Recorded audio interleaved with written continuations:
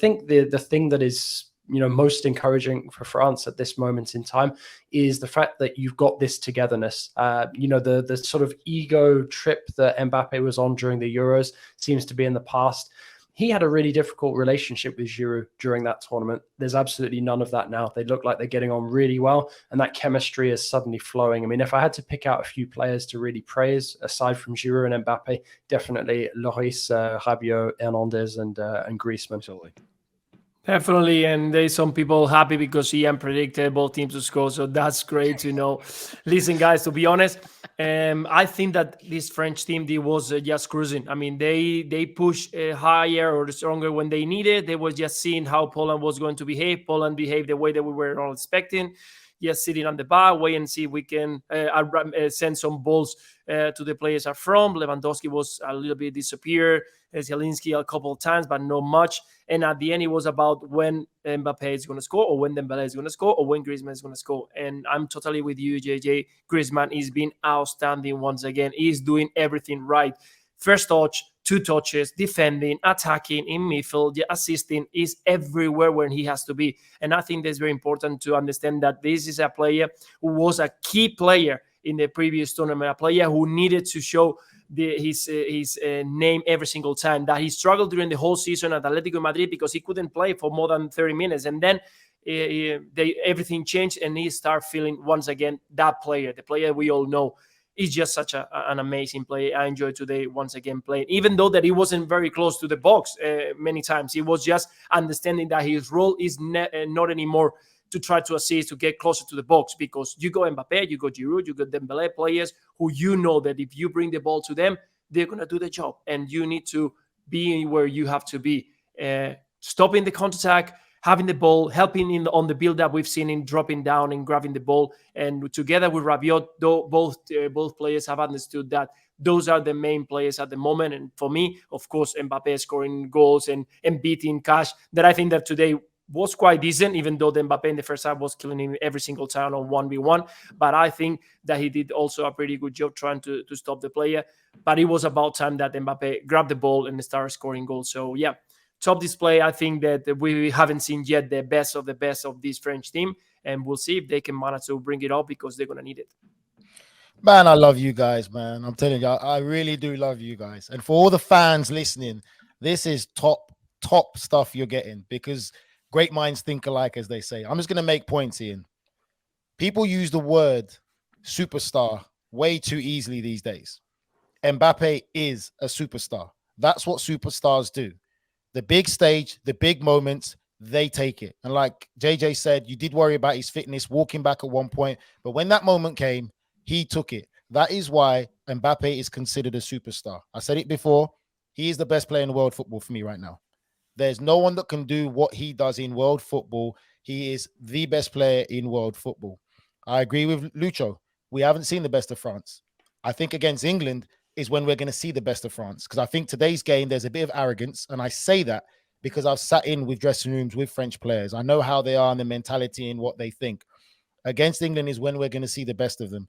And for me, I know all the headlines is going to go to Mbappe. But for me, I was going to say, just like Lucho and JJ, Griezmann for me was the man of the match. He was absolutely phenomenal. He's not playing the same form for Atletico Madrid, but for France, he is absolutely sensational. He was everywhere, like Lucho said. And that's what people need to pay attention to, because even at the start of the game, he was trying to set the tempo. He was trying to close down, getting the ball in behind Poland's midfield, trying to get things going. He is vital to this French team now because he's on form. I think they've got an okay midfield. Well, I think they've got a great midfield. I'm a big Tchouaméni fan, and I think that, like what JJ said before the break, and JJ's laughing at my pronunciation, you poor bag. Tchouaméni. It's great. Honestly, you improve every time. Well done. Unreal Tchouaméni. Anyway, I think for me, again, he's one of the best midfielders in the world, and for him to go against Declan Rice is something that the world would want to see now. That is going to be a great midfield battle, and I think France versus England is going to be an absolute amazing game. couple of stats for you here from Kylian Mbappe. He scored 5 goals in 4 games at the 22 World Cup, already surpassing his goal tally from the previous appearance in 2018, where he got four goals in 7 games on their way to lifting the trophy at 23 years age and 349 days of age. Sorry about that. Kylian Mbappe is the youngest player to reach 5 knockout stage goals at the World Cup since Pele in 1958, who was 17 years and 249 days. What an absolute superstar. And actually, when Lucho, you touched upon it there with Matty Cash, his performance against him. Many times watching that game, I thought, wow, he's done well here, Matty Cash, just to even keep up with him. And then all of a sudden, he goes past you like you're not even there. And I felt sorry for Matty Cash.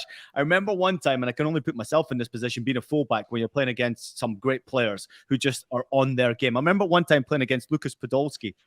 For fuck's sake, man, this guy turned me inside out for about 45 minutes. And Matty Cash today was looking for help from anywhere he could possibly get it. Not speaking the language, just like someone, please help me. I remember I've been in that position. I remember Podolski turning me inside out and just looking at my teammates and they're saying, like, you're on your own with that, lad. There, good luck with that. Yeah, but that's something that they should happen today. I mean, that is one of the best players on 1v1s. He's one of the fastest. He's one of the most effective when he's inside the box.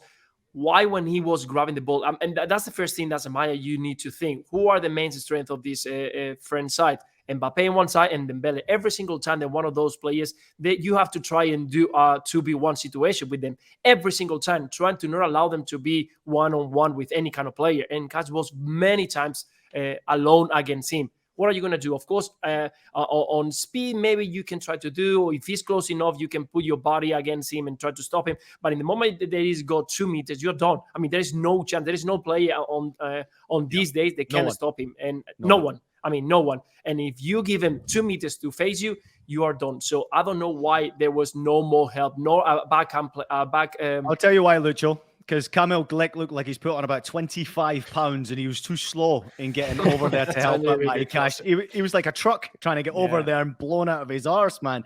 Listen, it was just a fantastic performance, individually outstanding. Before we get on to our predictions here, JJ, I just want to touch to you on real quickly this amazing achievement from Olivier Giroud's 52nd goal for the French national team, overtaking Thierry Henry. Just real quickly, your thoughts on him. I mean, this is a fantastic achievement for him. It is a fantastic achievement, but I think if you could pick somebody who is deserving of that kind of achievement, you'd probably go for somebody like Giroud. Always puts himself at the service of the team. Gets goals, knows how to put the ball in the back of the net, but that's not all that his game is about. And I think the fact that he's come back from, adversity, kind of dropping out of favor under Deschamps, sort of 18 months ago, to come and play a part here, really sticking it in some of his critics' faces, that he's able to score goals in a World Cup after he didn't score at all during the 2018 success. I think it was Wenger who said the other day, he absolutely wasn't given anything in his career. So we should all be bowing down in front of what Olivier Giroud has achieved. I agree with that, because I think that everything that Giroud has, both for club and country in this fantastic career that he's had, he's had to work extremely hard for it.